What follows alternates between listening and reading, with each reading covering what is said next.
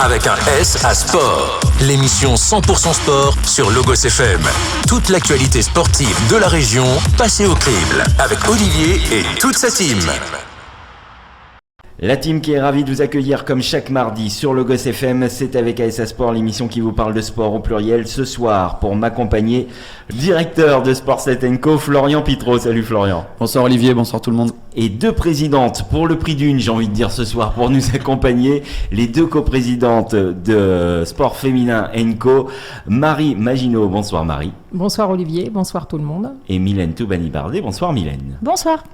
Alors on va parler avec vous deux tout à l'heure dans les deuxième et troisième parties de ce beau week-end de sport qui nous attend. C'est le lancement de la Women's Week. Alors vous allez nous expliquer tout ça toutes les deux. On reviendra en dernière partie sur le coup de cœur, coup de gueule. Je vous ferai un petit bilan de ces Jeux Olympiques qui se sont achevés ce week-end. Et puis on terminera avec le quiz. Florian, tu seras contre ces deux dames. On commence tout de suite avec les résultats du week-end. Je vous ai choisi un résultat rugby féminin, un résultat foot. Forcément, on pouvait difficilement passer à côté de la victoire du Clermont Foot. On va commencer avec le rugby. On va faire comme si Marie n'était pas là. Belle victoire ce week-end face à Rennes, 22-0. Ça s'appelle une belle branlée. Est-ce que l'équipe est en route vers un nouveau titre, Florian ? Alors, dire qu'elle est en route vers un nouveau titre, c'est compliqué, puisque la saison est compliquée, c'est toujours dur de confirmer. Maintenant, moi, ce qui me plaît beaucoup, c'est qu'elle confirme. Déjà, elle confirme, puisqu'il y a 2 défaites contre Toulouse, mais dont une dernière qui est très rageante, et les filles étaient largement au niveau. On peut dire litigieuse ? Litigieuse, ou en tout cas elle méritait beaucoup mieux, et c'est elles qui ont fait le jeu toute la partie, mais il y a aujourd'hui une marge sur d'autres équipes, même s'il faut peut-être pas trop le dire, mais le staff et les joueuses travaillent bien, et c'est vrai que quand tu encaisses pas de points en plus, ça veut dire que tu as été cohérent tout le match, et que c'est une très belle performance. À l'extérieur c'est jamais facile, et les filles en tout cas sont dans la lutte, et seront je pense dans la lutte jusqu'au bout, ce qui est déjà une très belle performance. On a l'impression, je te ferai forcément intervenir Marie après pour avoir ton avis, on a l'impression quand même que dans cette poule il y a Toulouse, l'ASM Romagna et les autres. De l'autre côté, Montpellier a l'air un peu moins fort cette année puisqu'ils ont aussi 2 défaites. J'ai un peu le sentiment que Toulouse et l'ASM ça ferait une belle finale, et sur un match tout est possible. C'est ce qu'on a vu déjà la semaine dernière au stade à Romagna. C'est 2 très belles équipes, c'est 2 équipes qui ont quand même une certaine médiatisation, qui sont reconnues aussi. C'est un beau duel, et c'est tout ce qu'on souhaite à nos joueuses, de retourner en finale. Maintenant, pour aller un peu plus loin sur ta question, c'est vrai que en tout cas sur le papier, on a les moyens de voir cette équipe au bout, et en tout cas, je pense que c'est leur ambition. Bon Marie, je ne peux pas ne pas te faire intervenir. Un petit mot sur cette saison. Oui, je confirme ce que dit Florian. Bien évidemment, on est en ligne de mire les phases finales, forcément. Après, sur notre poule, bien sûr que Toulouse est là, mais l'autre poule, c'est quand même intéressant. On a Bordeaux. Bordeaux qui fait une très belle saison. Qui est en tête de la poule. Qui est en tête de la poule. Montpellier qui est revenu, et Blagnac. Donc voilà, je pense que les phases finales vont être très intéressantes, et on est motivé, bien sûr. Pour toi, c'est beaucoup plus homogène que ce que j'ai avancé. Oui. Peut-être avec chauvinisme. C'est beaucoup plus réaliste, je pense. Je serai supporter, moi. Non, c'est pas possible. Un petit mot quand même sur ce beau match face à Toulouse et ce beau public. Comment vous avez vécu ça C'était super, c'était une belle prestation de nos joueuses. On a pu constater qu'on avait le niveau. Donc ça, c'était important aussi, de pouvoir voir où on en était. Donc après, le résultat est ce qu'il est, peu importe. Maintenant, on est passé à autre chose. Voilà. On sait combien il y a eu de public, on a fait le total là, des spectateurs ? Pratiquement 900 personnes. D'accord, ce qui est pas loin d'un record, j'imagine, pour le club. Ah oui, pour le club, le plus que l'on avait fait, c'était lors du maintien contre Caen, l'année de la montée en fait en élite. Et c'était un match de barrage. Et là, on avait pratiquement 1000 personnes. Donc là, avec les conditions sanitaires, faire pratiquement 900 personnes, donc c'est vraiment super. Et est-ce que tu as eu un retour sur la retransmission de France 3 ? Alors sur France 3, concernant Auvergne-Rhône-Alpes, ça a donné 50 000 spectateurs. 21 000 du côté de l'Occitanie, donc ce qui fait 71 000 spectateurs qui ont regardé le match. Sachant qu'un ASM, un match de l'ASM fait 200 000. Donc, c'est pas ridicule donc, du tout. Oui, donc ça, c'est clair. Oui. Donc, des belles retombées. Ouais. Et tu as des retours déjà au niveau du club, je sais pas, éventuellement des partenaires qui pourraient être intéressés, ou y a déjà des retombées, ou c'est encore un petit peu tôt? Oh, c'est un petit peu tôt, mais les gens nous suivent. Ça, c'est certain qu'en fait, les gens maintenant, moi, je reçois des textos pour me demander si, par exemple, le match d'hier était diffusé sur Facebook ou sur une télé quelconque. Donc c'est bien. Donc les gens vraiment suivent les joueuses et suivent le sport féminin. Donc bon, c'est une très bonne chose. Et oui. En tout cas, on souhaite une belle fin de saison et si possible la même que l'année dernière. On signera tout de suite. On va enchaîner maintenant avec le foot, le Clermont Foot et cette belle victoire face à l'OM. Alors Florian, est-ce qu'on peut considérer que c'est la victoire du maintien ou c'est encore un peu tôt? Vu les autres résultats, c'est encore à peine tôt. Je pense notamment à Saint-Etienne qui, depuis 3 matchs, s'est bien relancé. Par contre, c'est des bonus, c'est des jokers accumulés. Maintenant, il faudra gagner sur 2 ou 3 matchs, je pense notamment à dimanche. 2 ou 3 matchs face à des adversaires directs. Mais c'est une très très belle performance. Et surtout, je réfléchissais en venant, là c'est vrai qu'ils ont aujourd'hui, c'est une vraie équipe de Ligue 1. Ils ont pris la dimension du championnat. Je pense qu'ils ont très bien débuté la saison parce qu'ils étaient sur la dynamique de la montée, etc. Il y a eu un coup de moins bien au cœur de l'hiver. Et là, par contre, on sent qu'ils ont la tactique, ils ont acquéri aussi ce que requiert la Ligue 1. Et jouer le dimanche soir au Vélodrome, c'est pas simple. Et en fait, ils ont joué leur jeu, ils se sont pas affolés. Et ils ont fait un très grand match, même si je pense que l'OM, pour le coup, est passé à côté. Et ils ont conforté cette 15e place, 5 points maintenant d'écart avec le poursuivant. C'est très serré derrière. Le poursuivant, c'est 22 points et ils sont 4 équipes à 21 points pour se batailler les dernières places. Et si on reportait 5 points de l'autre côté, ça nous fait 32. 32, ça mène à la 12e place pour l'instant. Donc il faut pas grand-chose pour basculer du bon côté et sécuriser un peu. Ça c'est sûr. Après, très honnêtement, même en tant que grand supporter du Clermont Foot, je pense qu'il faut quand même malgré tout plutôt penser que le Clermont Foot est dans ce peloton qui va jouer le sauvetage jusqu'en fin de saison. Je vois même une équipe de Reims qui est juste au-dessus, qui à mon avis elle est à peu près dans les clous. Mais encore une fois, c'est des jokers qu'il faut prendre, qu'il faut savoir prendre. Et quand on voit le niveau de jeu affiché, je trouve que Lorient, Troyes, Metz, Bordeaux c'est encore notre cas, mais quand même en dessous. Donc s'ils continuent comme ça, à mon avis, ils sont sur la bonne voie et ça sera un superbe exploit. Alors Mylène, tant que tu es là, on va parler 2-3 mots de volley. Les Panthères aussi ont fait on peut dire un grand pas vers le maintien avec la belle victoire sur Saint-Raph et puis la confirmation face à France Avenir.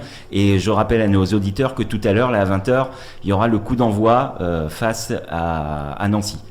Oui, on est dans l'enchaînement, match tous les 3 jours et on a fait une belle semaine avec 6 points, donc c'était important pour nous. Là, oui, 21-16-17 contre France Avenir, c'était important de faire un bon match techniquement et puis de pas trop s'épuiser puisqu'on a encore 2 matchs à venir sous 6 jours. Donc oui, en bonne marche, on a Nancy tout à l'heure et c'est un match aussi très important puisque Nancy est à 2 points de nous. Et voilà. Concrètement, si on n'avait pas eu cette Covid et ce mois très très difficile, ça aurait été notre meilleure saison. On avait mieux démarré que l'année dernière et on était dans des belles perspectives. Là, un mois de Covid avec plus de 2/3 de l'équipe, on se relève et du coup, ça nous a un petit peu coupé dans notre élan et on va tout faire pour finir fort. Mais voilà, je pense qu'on verra vraiment le niveau de jeu de l'équipe sur les 2 ou 3 derniers matchs de la saison. Alors, en termes de points et de victoires, on est à peu près dans les mêmes créneaux que l'année dernière, à la même période. Et c'est vrai que cette période Covid a un peu coupé les pattes. Est-ce qu'en cas de victoire ce soir face à Nancy, on va commencer à souffler? Normalement, ça devrait être bon ce soir. Ça devrait le faire, ouais. On est d'accord. Voilà. Florian, tu as un événement que tu organises avec ta société, c'est le 106 Snow Volley. Qu'est-ce que c'est? C'est une première déjà. J'ai presque envie de dire c'est enfin la première. Exactement, oui, effectivement, on l'avait programmé, c'était notre premier événement annulé à cause du Covid. Bon, on n'était pas les seuls, loin de là, mais oui. C'est on va dire un mauvais souvenir. C'est effectivement un événement qui aura lieu en plein cœur du Sancy, sur le bas des pistes de la station de Superbès, vraiment en plein cœur des pistes, juste au départ des téléphériques. On va tout simplement jouer au volley sur la neige, après l'avoir fait sur le beach, avec le beach volley sur la plage. On s'est dit qu'on allait aller à la neige. Plus sérieusement, c'est une discipline très loisir, bien évidemment, qui éclot un petit peu partout. C'est parti de l'Italie. Et l'idée, c'est de passer un bon moment, de faire découvrir ce sport et surtout d'animer la station. Voilà, j'avais à cœur en tant qu'Auvergnat d'avoir ramené mon entreprise ici, de pouvoir faire quelque chose dans le Sancy, puisque j'ai aussi un petit affect avec ce beau paysage que j'aime beaucoup. Et nos liens avec la Fédération française de volley ont fait qu'on a pu lancer dans ce projet-là. Donc on a notamment un gros tournoi loisir le samedi soir, avec une soirée DJ, etc. Donc ambiance folie douce un peu en bas de la station avec l'éclairage. Et puis le samedi en journée, le dimanche, on a la chance d'accueillir le premier championnat de France de snow volley. Donc on décernera les premiers titres sur 2022. Donc c'est top. Alors redonne-nous les dates. Donc 11, 12, 13 mars, tournoi du samedi soir, donc le samedi 12 avec une soirée, et championnat de France le 12 et 13. Et le samedi, c'est ouvert à tous? Le samedi, c'est ouvert à tout le monde, bien évidemment. Le dimanche, pour les jeunes aussi. Tout est à retrouver sur les différents réseaux sociaux. 106 Snow Volley. Voilà. Très bien. Et ben on va suivre ça de près. En tout cas, c'est une belle initiative. Nous, on va marquer une première pause. On se retrouve tout de suite après. Vous êtes sur Logos FM dans Avec AS à Sport. Avec un S à Sport, l'émission 100% sport sur Logos FM. Toute l'actualité sportive de la région passée au crible avec Olivier et toute sa team. De retour dans votre émission sportive hebdomadaire sur Logos FM, c'est avec ASA Sport. La rediff, c'est le mercredi 20h, le podcast à partir du jeudi matin sur notre page Facebook avec ASA Sport. Pour m'accompagner ce soir, Florian Pitreau et nos invités, les deux coprésidentes de Sfaco Sport Féminin & Co, Mylène Toubani-Bardet et Marie Maginot. Alors mesdames, on va se tourner vers vous maintenant pour cette deuxième partie. Rappelez-nous déjà ce qu'est Sport Féminin & Co. Qui est-ce qui s'y jette ? Eh bien, c'est une association de 5 clubs féminins de la région clermontoise, avec le HBCAM, le volley, Clermont Foot et l'ASM Foot. Voilà, et l'ASM Romagna, pour le bien rugby. sûr. Voilà, tu t'oublies. Voilà. Je m'oublie, mais bon. Alors, qu'est-ce que ça permet, cette association ? Alors, cette association a pour but de mettre en avant le sport féminin, aussi bien sur la région qu'au niveau national. Et puis, ça nous a permis surtout de nous rencontrer, de voir les problématiques que l'on avait, la force que l'on avait aussi. Et on a une volonté de mutualiser nos moyens. On a des projets ensemble. Voilà. Alors, on peut dire quelques mots sur ces projets, Mylène ? Déjà notre premier événement, la Women's Week, parce que c'est maintenant. Donc samedi 26 et dimanche 27, on fait notre premier événement commun autour de la journée de la femme. C'était aussi de lancer une dédicace sport. Et du coup, on fait un match mutualisé avec le HBCAM à la Maison des Sports. Et on donne rendez-vous pour le premier match à 17h. Ce sera le VBCC qui commence contre un gros morceau Béziers. Qu'on a hâte de recevoir avec un coach auvergnat, donc la dédicace est là. Et puis ensuite on enchaînera sur un match du HBCAM à 20h30, également à la Maison des Sports, mais entre les deux on fera une remise du trophée Marc Auvergne. Voilà, ce sera notre première édition. Ce trophée Marc Auvergne va permettre de récompenser la meilleure athlète et le meilleur club engagé sur la thématique du sport féminin. Alors, comment ont été désignés ces récipiendaires ? Et du coup, il y a un comité de sélection autour de M. Claude Michy et de la Marc Auvergne. Et ils ont, on va dire, sorti du chapeau, par département, une athlète et un club engagé. Et puis, c'est la meilleure athlète et le meilleur club qui auront cette récompense lors de cette soirée. Alors, j'imagine qu'on va pouvoir suivre cette remise de trophées. C'est diffusé sur les réseaux sociaux ? Oui, c'est transmis sur... Oui, ce sera sur les réseaux sociaux, ce sera en direct pour ceux qui seront là au match et ce sera remis sur les écrans également et ce sera sur le Facebook. Alors, particularité de ce match, c'est qu'on va coupler donc match du volley et du HBCAM, mais on a couplé également la billetterie. Oui, on a tout couplé. On a tout couplé. Alors on se mutualise, nous, on se partage pas, on se mutualise, donc on fait tout ensemble. Donc on fait la billetterie commune, c'est 10 € pour 2 matchs, c'est même pas le prix d'un, donc ça vaut le coup de venir. Il y aura des animations, donc qui seront proposées également au grand public.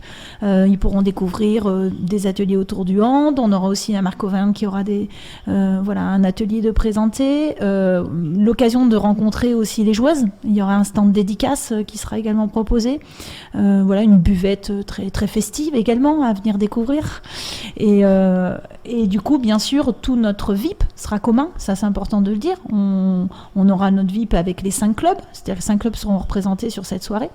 Et la dédicace sera faite pour présenter les filles du HB Cannes, les filles du volley et les filles de Romagna pour aller les encourager, puisque ce ne sera que le début de l'aventure, puisque nous nous retrouverons le dimanche à 15h à Romagna contre Grenoble.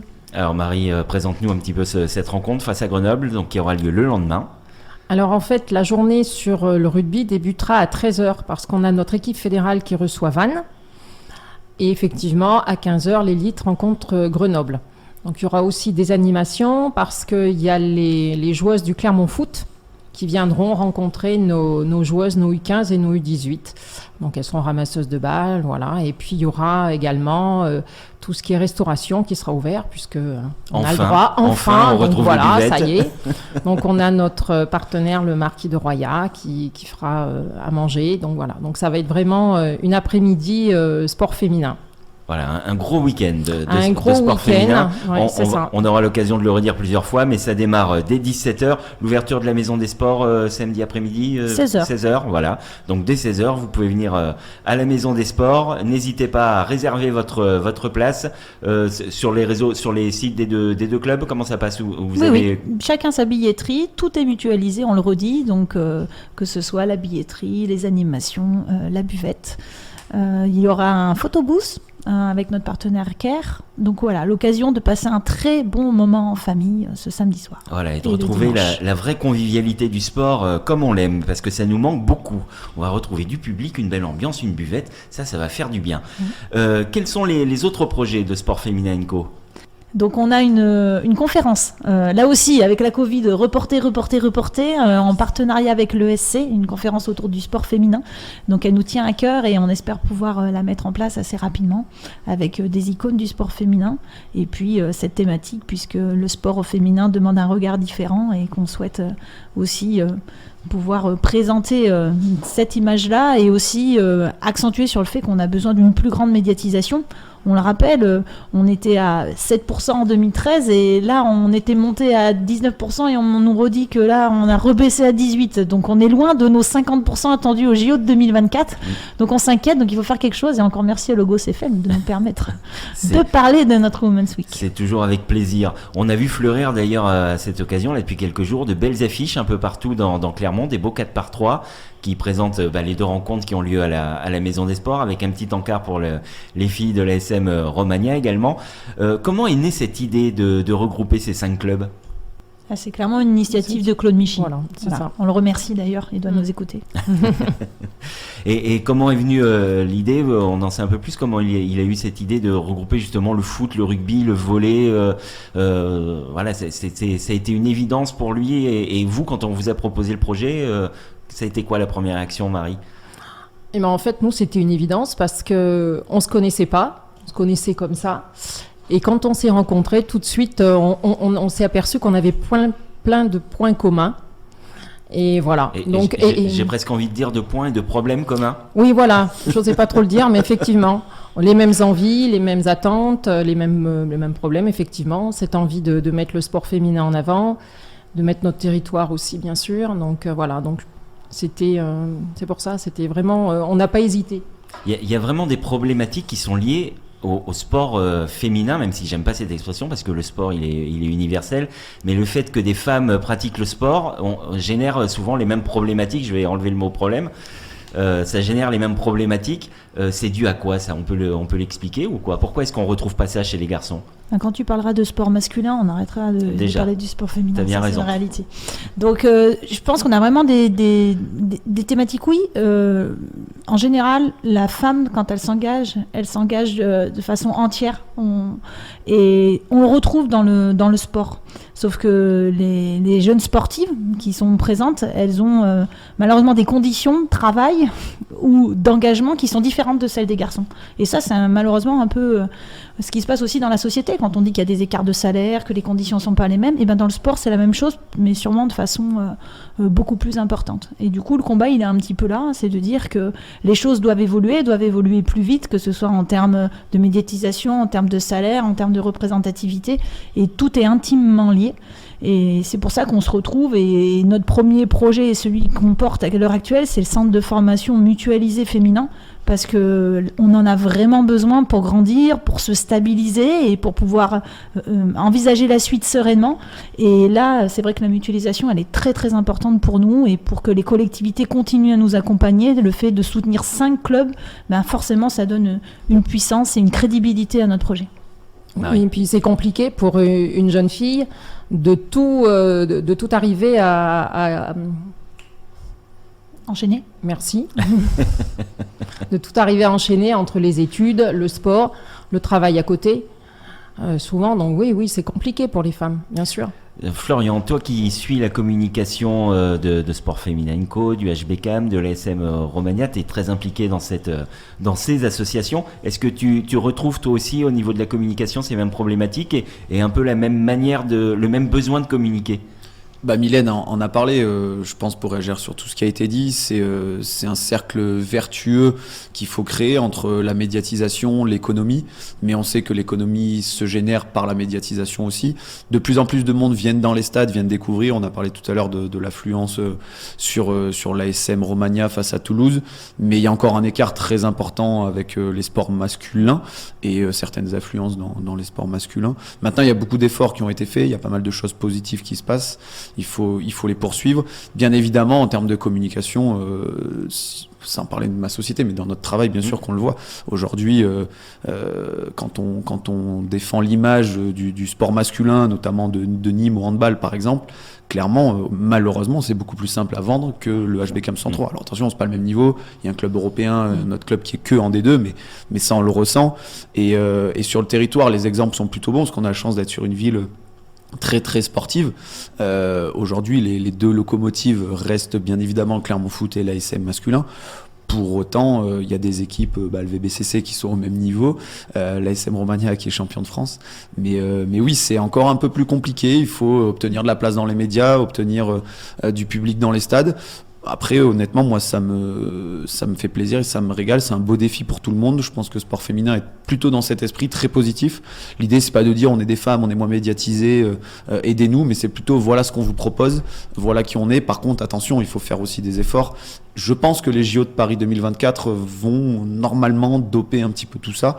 Je suis pas sûr qu'on soit à 50% dans 2 ans, mais pour autant, il va y avoir un rééquilibrage, certain, obligatoire.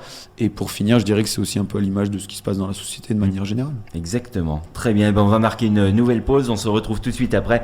Vous êtes sur Logos FM. C'est avec ASA Sport. À tout de suite.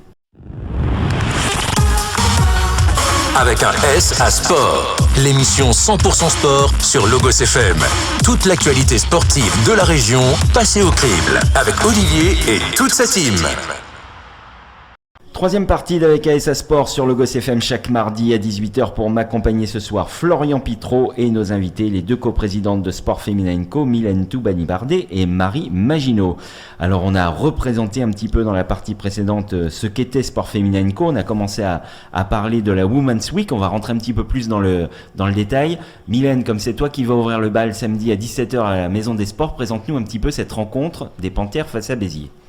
Alors c'est un gros match, c'est la première fois qu'on reçoit Béziers à la Maison des Sports. C'est une équipe qui chez elle est indomptable, avec un public incroyable. Elle est en train de se faire construire son aréna. C'est un club qui est vraiment en train de grandir et de passer des caps. Une ambiance digne d'un stade de rugby avec une bandasse qui met le feu dans les tribunes, un speaker qui les accompagne de la voix et que j'embrasse. Salut Alain. Ah oui, Béziers chez eux, c'est très très dur. Et puis voilà, on a le coach Fabien Simondet, auvergnat, donc c'est aussi sympa de le recevoir dans la grande salle, comme on dit. Et puis voilà, c'est intéressant. On a reçu déjà Le Canet, Mulhouse. À chaque fois sur ces matchs Maison des Sports, il se passe quelque chose. C'est rare qu'on n'y ait pas une résistance particulière. Donc on espère que nos Panthères auront encore de quoi faire céder, on va dire, cette équipe de Béziers qui, on le rappelle, est 6e du championnat, mais a un potentiel du top 3 français. Elles ont fait un très mauvais début de saison suite à une somme de blessures. Du coup, elles ont pris énormément de retard et puis là, elles sont en train d'être à leur niveau et de performer. Et voilà, ça se voit pas encore au classement, mais elles vont remonter fort sur la fin de championnat. Donc, nous, on va faire au mieux. Le genre d'équipe typique que je pense beaucoup vont vouloir éviter pour les playoffs. oui. Parce qu'elles vont être mal classées, du coup elles risquent de prendre un autre gros et ça peut saigner dès la première journée de playoff pour celui qui va prendre Béziers, ça c'est clair. Donc ça c'est 17h. 20h30. Florian, je me tourne vers toi, c'est toi qui vas faire la présentation du match du HBCAM. Avec plaisir, du coup les Volcaniques reçoivent Vaux-en-Velin dans un derby de région. C'est un match important puisque serré au classement entre les deux équipes. Vaux-en-Velin est une équipe qui suit le HBCAM 63 depuis la Nationale 2. Les équipes sont montées quasiment en même temps et se suivent et se rencontrent chaque année. Les filles du HBCAM restent sur 3 victoires en 4 matchs, mais pour autant sur une défaite à la Maison des Sports la semaine précédente. Donc, mais là elles sont super bien repris avec une belle victoire à l'extérieur. Elles sont sur une très bonne dynamique sur on va dire déjà la fin d'année, mais surtout depuis début 2022. Donc l'idée c'est de gagner Vaux-en-Velin dans ce derby, et puis surtout voilà, c'est une saveur particulière dans cette Women's Week et dans cette soirée avec le volley. C'est aussi un défi public, retour de la buvette, plus de partenaires. Donc je dirais que c'est une belle soirée. Maintenant, on le sait, ça reste le terrain. Et si les deux équipes peuvent gagner, ça sera top. En tout cas, le HBCAM est face à une équipe, je dirais, concurrent direct à essayer de battre. Un début de saison compliqué, on l'a souvent dit ici, mais là ça y est, effectivement, comme tu l'as dit, depuis début 2022, on a l'impression qu'elles ont trouvé leur bon rythme. Ça se voit au classement d'ailleurs. Oui, c'est clair. Les filles se sont donné de l'air. Alors le début de saison était compliqué, bien évidemment, mais je dirais normal sportivement parlant, avec notamment la nouvelle coach Florence qui venait d'arriver, qui devait trouver ses marques. Et je dirais même que là, tout le monde est plutôt, alors je dirais pas surpris agréablement, mais en tout cas les résultats sont presque au-dessus un petit peu de certaines choses qui étaient envisagées.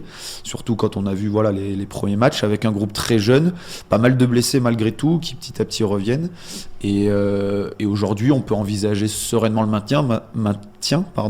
Maintenant, attention, on vient juste d'attaquer les matchs retour, il en reste encore beaucoup. Faudra en gagner d'autres.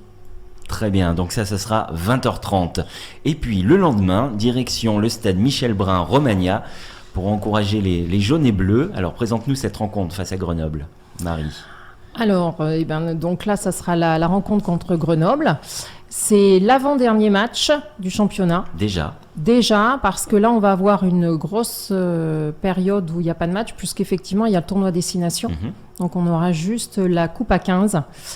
Donc c'est le dernier match, si on peut dire, avant cette coupure. Match important, bien sûr, puisque tous les matchs doivent être gagnés, c'est l'objectif. Et puis aussi c'est Grenoble, c'est donc c'est la même ligue, donc voilà. Donc c'est très très. Rappelle-nous les playoffs, comment ça se passe en rugby, combien d'équipes sont qualifiées? Alors tout de suite, on a un championnat qui a 14 équipes. L'année prochaine, il n'y en aura que 12. D'accord. Donc il faut être dans les 4 premiers pour faire les quarts, demi et finales qui seront au mois de mai. D'accord, et donc on va suivre ça de très près. C'est des matchs aller-retour, c'est sur terrain neutre? Alors, terrain neutre, je ne pense pas, parce que normalement, pour les demi, on devrait recevoir.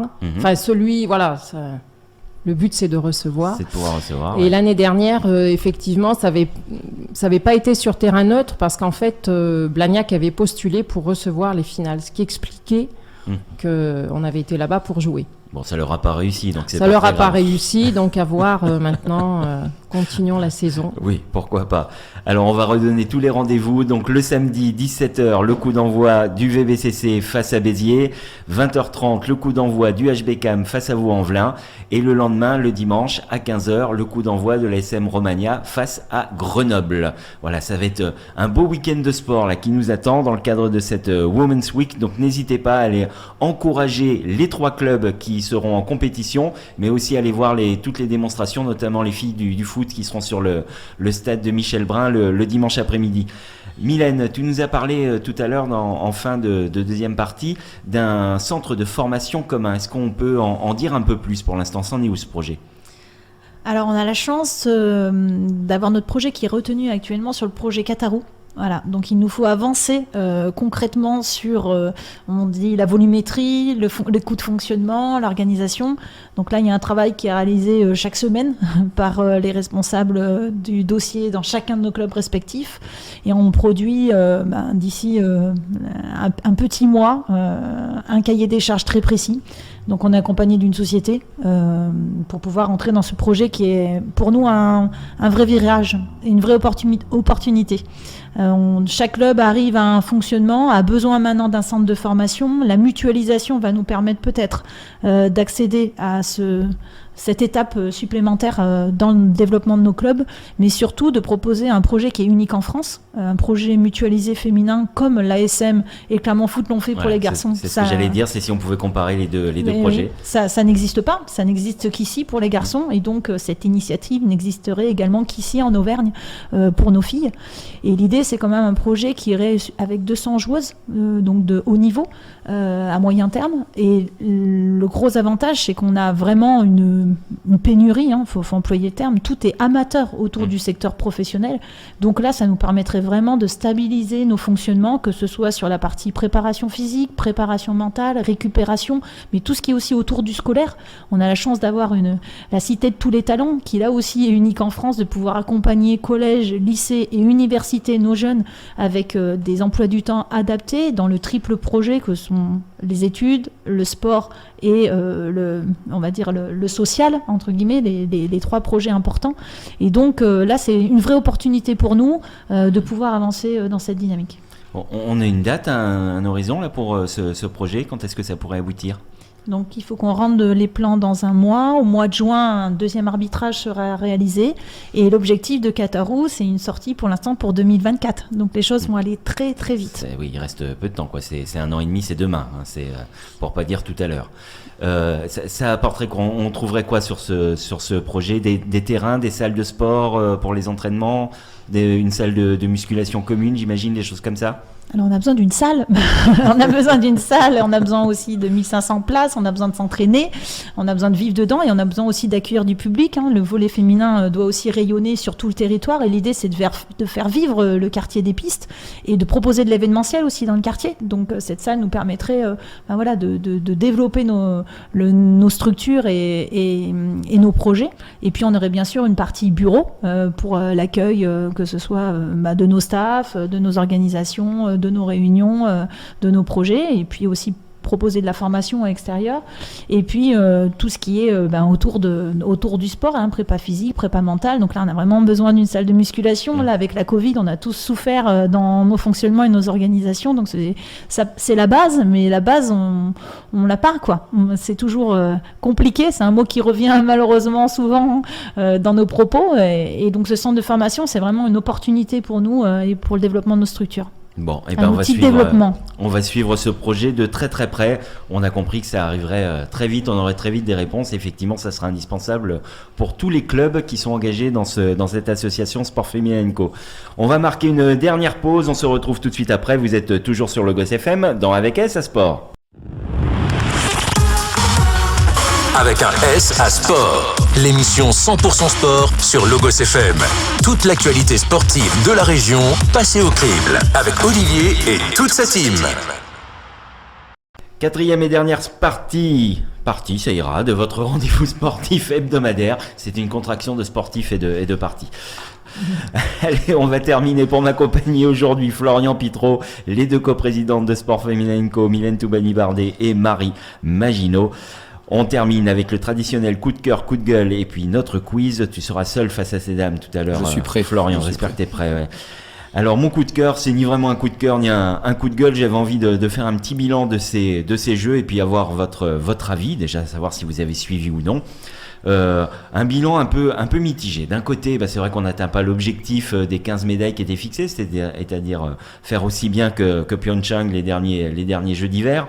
Mais en même temps, on a des beaux titres, on a autant de titres olympiques, mais c'est un petit peu plus réparti. Alors c'est vrai qu'il y a toujours cet immense arbre du biathlon qui cache tout le reste de la forêt, parce que c'est vrai qu'il y a assez peu de disciplines, et nous on brille dans deux ou trois disciplines. On fait vite le tour. Le biathlon, j'ai envie de dire, c'est un peu le handball des sports d'hiver. C'est-à-dire qu'on arrive quand même de génération en génération à avoir toujours un champion olympique. Ça a commencé avec Raphaël Poiré il y a quelques années. On a eu Martin Fourcade derrière. Là, Quentin Fillon-Maillet aujourd'hui. On a l'impression que c'est un sport qui sait se renouveler chez les garçons comme chez les filles d'ailleurs, hein. Donc ça, c'est plutôt une bonne chose. Mais c'est vrai qu'on brille pas dans d'autres disciplines. C'est dommage que sur les sports le patinage de vitesse, par exemple, on est absent. Le bobsleigh, la luge, tous ces sports-là, on ne voit pas trop. Alors on a nos patineurs clermontois qui ont brillé, on a eu l'occasion d'en parler la semaine dernière, mais c'est vrai qu'après, bon, c'est mitigé alors qu'on est quand même un pays de montagne, on pourrait sans doute faire un peu mieux, mais finalement, bon, je trouve que le bilan, allez, il est quand même plutôt globalement positif. Florian? Alors je te rejoins sur le bilan sportif français, j'ai envie de dire plutôt positif, puisque ça confirme à une médaille près, c'est le résultat de Sochi et de la Corée. Effectivement, il y a le biathlon, mais c'est plutôt bien d'avoir une discipline un peu forte et sur laquelle on peut compter. Les titres à côté sont plutôt bons. La petite, le petit regret, c'est que finalement on a toutes ces médailles avec 2-3 favoris qui sont passés, en tout cas au travers, qui n'ont pas une médaille. Je pense à Pinturo par exemple. Il est passé au travers. Hein, oui, voilà. Il y en a toujours un. Bon, c'est comme ça. C'est pas le seul. Lafont devait aller chercher aussi une médaille normalement. Après, c'est le sport. Le bilan, je dirais qu'il est plutôt mitigé, si je peux me permettre d'ouvrir un peu le débat, d'un point de vue médiatique, avec toutes les affaires qu'il y a eu autour de ces JO, à la fois pour le pays hôte, à la fois d'un point de vue écologique. Médiatiquement, je trouve que ça peine un petit peu sur ces JO d'hiver, alors que les disciplines sont top. Bon, forcément, il y a le décalage horaire, mais ça explique pas tout, malgré tout. Et puis en plus, cette bulle sanitaire, voilà, je trouve que c'était pas les plus beaux jeux. Par contre, moi, ça m'excite pour Milan. Voilà, j'ai envie d'être à Milan avec des Français en forme. Nos médaillés sont, hormis Claré, mais sont plutôt jeunes, donc on est pressé. Voilà, c'est à côté de chez nous, ça sera bien. Vous avez suivi un petit peu, Mylène, Marie, ces Jeux d'hiver, ou ça vous intéresse absolument pas? Non, vous n'avez pas le temps. Culture sportive, on suit, mais je vous rejoins complètement sur les bilans que vous faites, que ce soit d'un point de vue sportif, d'un point de vue médiatique, et puis l'environnement autour des JO, voilà, sur lequel on aurait beaucoup à dire. Après, voilà, le coup de cœur, quoi. Cizeron Papadakis, on les attendait, ils sont là. Moi, j'ai eu son papa comme prof, donc c'est Monsieur Cizeron, c'est super, quoi. Je veux dire, c'est produit du cru, médaille olympique, voilà, moi ma fille était fan, elle regardait toute la journée parce qu'il fallait voir et comparer, etc. Donc non, je trouve que voilà, content de ces résultats-là. Et puis oui, je suis d'accord, on se remobilise pour Milan. Voilà, et puis vivement les prochains Jeux 2024 et 2026, on n'aura pas à se lever la nuit, ça sera déjà ça de gagné. Allez, on va partir tout de suite sur le quiz. Je vous rappelle le principe, 5 questions, une question olympique ou paralympique, une question record, une question d'actualité sportive locale, une question avec ASA Sport. La réponse a été donnée pendant l'émission et le décompte final. Florian, tu seras seul face à l'équipe Sfaco, Sport Féminin Co. T'es mal. Il faut que je gagne ou pas? Comme tu veux. J'essaie de gagner. Allez, question olympique pour démarrer, c'est une question de rapidité, ça va fuser là. Combien de titres olympiques a remporté la France à ces Jeux de Pékin? 5, le premier point pour Florian. Pas à la fin de la question, non. C'est la guerre. Là, il vous a mis dans l'ambiance. Olivier m'a dit qu'il fallait essayer de gagner. Non, mais d'accord, on n'attend pas la fin de la question, il n'y a pas de politesse, il n'y a pas de rien. D'accord. Non, c'est pas l'esprit. Elle commence à... T'as vu, à pester contre l'arbitre. À couiner, moi j'ai l'habitude. C'est normal, hein. Question record, là aussi ça peut fuser, attention. Quel est le record de médailles d'or françaises pour des Jeux Olympiques d'hiver? Vous allez chacun me donner une proposition et c'est le plus proche qui gagnera. Mesdames, je vous laisse vous concerter. Allez-y. 7. Florian, qu'est-ce que tu dirais? 12 à Albertville. Non. Eh bien, le record, c'est 5. 5. Eh oui, le record de médailles d'or, c'est 5 et on l'a fait à Pyeongchang et à Pékin. Ouais. On n'est pas très bon. Alors, je pensais pas bon. Le point pour vous quand même, c'est vous qui êtes la plus proche. Question d'actualité sportive locale. Elle est un peu compliquée celle-là. On va parler cyclisme. Je vais vous demander sur quelle course Julien Alaphilippe a fait sa rentrée. C'était le 10 février. Ça s'est passé en France. Pyrénées, dans les Pyrénées. C'est pas les Pyrénées. Le Nord. Non. On est dans le sud. C'est le tour de... quelque part dans le sud. Saint-Raphaël. Ouais, ça en fait partie. Ouais. Tour du Var. Non, mais plus large. On est sur le PACA. secteur... Alors, un peu moins. Une partie de l'acronyme. T'as dit quoi? Il a dit PACA. PACA. Provence, Tour de Provence. Cavaillon. Tour de Provence, Provence. ah, Le purée. point pour Florian. Bien joué. Question avec ASA Sport. La réponse a été donnée pendant l'émission. Alors là, a priori, je devrais saigner des oreilles parce que vous devriez tous les trois me crier dans les oreilles la réponse. Pas sûr, on est fatigué. Je vais vous demander quels vont être les adversaires des Panthères et des Volcaniques à la maison Béziers, des Sports. Vanvelin. Je leur laisse. Ouais. Ouais. Il y a- Comme ça fait 2 partout, c'est Voilà, ça ça fait ça. Allez, Et bien, on voit la finale. Mylène est partie la première Ouais, et j'ai eu d'accord. vos Envelin Ouais. sur Florian après. On va accorder le point à Sport Féminin Co. Ils doutaient de Allez. nous quand même. On sait jamais. Dernière question, le décompte final. On va rester dans les sports d'hiver et dans les sports de glace, on va parler hockey. Et je vais vous demander, depuis 1920, date de création des championnats du monde de hockey, il y a eu 10 nations championnes du monde. Je vais vous demander de me retrouver les 10 nations. Vous allez répondre à tour de rôle. On va faire commencer les dames, on va être galant. Vous allez répondre à tour de rôle. Canada.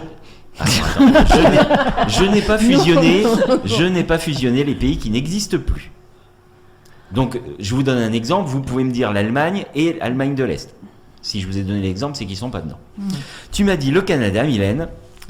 Eh bien oui, le Canada qui sont champions du monde en titre. Alors, je n'ai pas compté le nombre de titres du Canada. On parle chez les garçons, hein, je ne l'ai pas précisé. Parce que c'est un nombre de titres impressionnant depuis 1920. Florian. La Finlande. La Finlande, oui, qui était championne du monde en 2019. Le Canada, c'était en 2021. États-Unis. États-Unis ont été une fois champions du monde et c'était en 1960. Suède. La Suède, le dernier titre 2018 pour la Suède. Ça fait 4 partout. Mesdames. La Norvège. La Norvège, non. La Norvège n'a jamais été championne du monde. Russie. La Russie, oui. Et la Russie, son dernier titre, c'est en 2014. À vous, mesdames. L'Allemagne. Non. J'hésite entre deux, mais. Hongrie. Non, il n'y a pas la Hongrie. Il nous reste... on est très, très en Europe. Hein. Tout ce qui nous reste, Ouais. c'est en Europe. Centre-Europe. Et vous allez voir que ça va enchaîner. Il y en a un, vous avez déjà répondu, mais il ne portait pas ce nom-là. Oh. Et puis il y en a d'autres. J'en ai trouvé un. L'URSS. L'URSS, oui. L'URSS, son dernier titre, c'est en 90. Est-ce que si je dis Yougoslavie? Non, pas les Yougoslavie, Pas, ok. mais on est dans l'esprit. La Tchécoslovaquie. Ouais. La Tchécoslovaquie, Ils sont bons partout. son dernier titre, c'est en 85. Ukraine. Non, pas l'Ukraine, mais on peut rester dans l'esprit de la Tchécoslovaquie. La Bulgarie. Non, pas la République Bulgarie. tchèque. La République Ah, tchèque, là. c'était en 2010. Combien il reste? Il nous en reste 2 à trouver. Et on peut rester dans l'esprit de la Tchécoslovaquie. Et bah la Slovaquie. La Slovaquie, allez. Il nous a Mesdames, pris notre place, hein, pour- lui. pour il parle égaliser. On allait le dire. Je vous laisse la balle de match. Je vous laisse la balle de match. Le dernier, vous n'imaginez pas que ce pays puisse jouer au Ouais, hockey sur il est glace. tout petit et puis. C'était un des premiers, c'était dans les années 30, c'était en 1936 exactement le titre. C'était leur unique titre. Et je ne pense pas que depuis ce pays continue à jouer au hockey. Est-ce que c'est en Europe? C'est en Europe, oui, oui. Ah oui, tiens. Suisse. Non, pas la Suisse. Espagne. Non, Belgique. non. Angleterre. Oui, Ah, il a gagné. victoire de Florian. Bravo, le 7e point, le dernier point. Bravo Florian. C'était pas évident, mais vous êtes bien débrouillés toutes et tous. Allez, merci beaucoup. On rappelle les rendez-vous du week-end, 17h à la Maison des Sports. Le VBCC qui reçoit Béziers, 20h30 à la Maison des Sports. Le HBCAM qui reçoit Vaux-en-Velin. À 15h le dimanche, l'ASM Romagna qui reçoit Grenoble, c'est la Women's Week. Vous avez les affiches dans toute la ville de Clermont, vous ne pouvez pas les rater. Billetterie unique à 10 €. Donc on se précipite dès la fin de cette émission et une fois qu'on a réservé son billet, on se cale sur LNVTV où on se précipite à Châteaurousse pour aller encourager les Panthères qui jouent à 20h face à Nancy. La rediff, c'est demain à 20h, le mercredi, le podcast le jeudi matin sur la page Facebook avec ASA Sport. Nous, on se retrouve la semaine prochaine pour une nouvelle émission. D'ici là, je vous souhaite une belle semaine sportive.